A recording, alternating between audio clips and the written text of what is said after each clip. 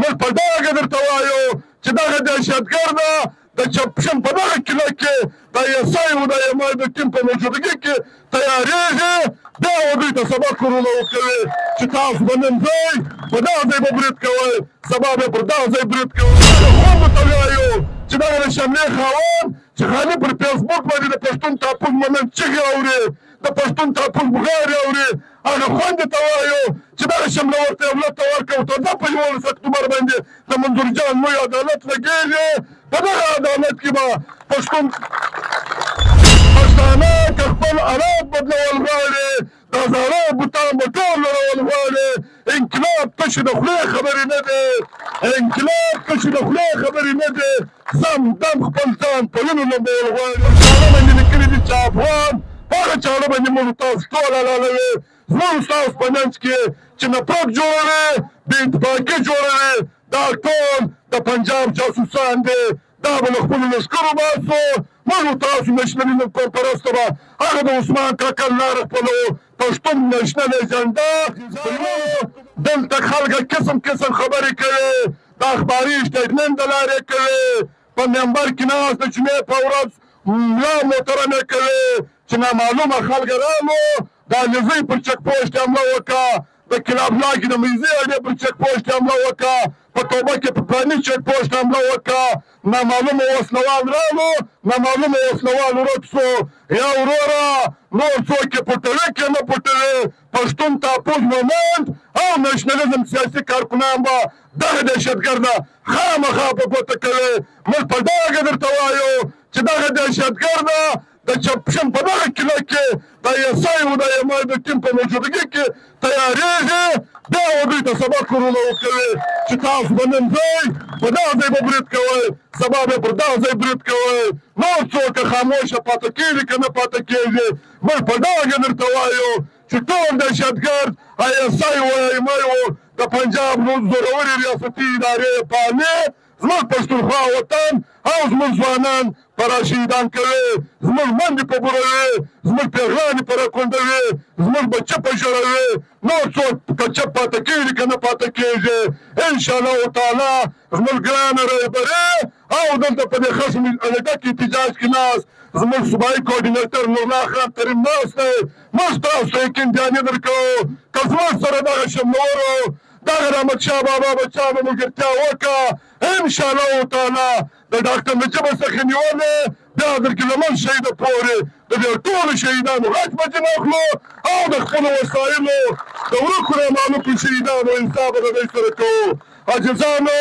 موږ پر تاسو باندې غږ کوو تاسو که د هر ګوند سره تړلي یاست که پښتونخوا ملي عوامي پارټۍ ده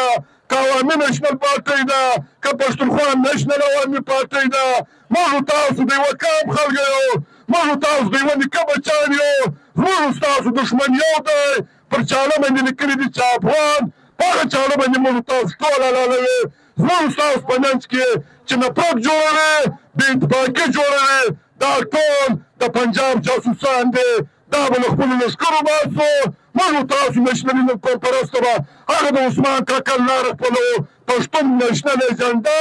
پر 11 اکتوبره به تاسو به د ګران رهبر ګران مشر د لارو بر افغان ترجمان د منظور جان سره په صف اول کې درېږئ که چا د چاندې وس کوئ چانده به ورله ورکوي خوندې به کور ته تلولې کوي هغه خوندو ته وایو چې دغه د شملې خاوند چې خالي پر فیسبوک باندې د پښتون تاپوس منل چغې اوري د پښتون تاپوس بغارې اوري هغه خوندې ته وایو چې دغه شمله ورته دولت ته ورکړو تر دا په 11 اکتوبر باندې د منظور جان لوی عدالت لګېږي په دغه عدالت کې به پښتون په دغه عدالت کې به هغه ټول قاتلان په ګوته کوو هغه ټول دهشتګرد په ګوته کوو هغه ټول هغه خلک په ګوته کوو چې هغه کاله د پښتونخوا وطن وسایل لوټ کړي دي د پښتونخوا وطن پر وسایلو باندې قبضه کړې ده زموږ اتلان یې راشهیدان کړي دي زموږ ځوانان یې غایب کړي دي زموږ خویندې راژړولې دي نو زه د دې سټیج په توسط سره د دې جلسې په توسط سره و تاسو ته خواست کوم چې د 11 اکتوبره پورې پر سوشل میډیا باندې بل به هېڅ یو کار نه کوئ د 11 اکتوبره د جرګې کار به کوئ د د ګران مشر د ګران رهبري ملاتړ به کوئ. د دې سټیج څخه موږ د بلوچ ورونو د دې بلوچ اګزیکټیو کمیټۍ د دې لانګ مارچ د دې نارنګ خورکۍ موږ ملاتړ یو. بلوچ ورونو د پنجاب ریاست سره په جنګ اخته دي، د خپلو وسایلو خبره کوي. پښتون تاپوز مومنټ او دغه نشنلیزم کودپرسته سیاسي کارکنان د بلوچ ورونو سره شانه به شانه ولاړ دي. نو زه ستاسو ټیم نه اخلم، بشر نورالله ترین زه پایبنده کړی یم چې به هېڅ نه وایه، خو د ده یو شعر دی ماته ډېر خوند راکوي. وایي پښتانه که خپل حالات بدلول غواړي، پښتانه که خپل حالات بدلول غواړي، دا زاړه بوتان به ټول لړول غواړي. انقلاب تشې د خولې خبرې نه دی،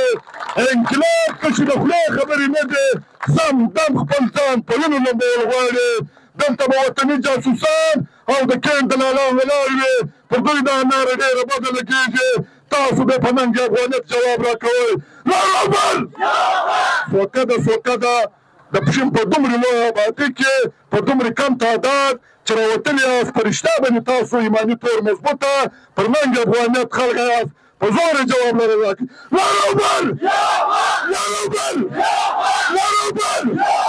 یوه ناربله کوو چې هغه ډېره مشهوره ده او د منظور عسکرو و ټوله نړۍ ته پر بند کړ ښکاره یې کړ چې دهشتګرد څوک دی. یا جو دهشتګردي ہے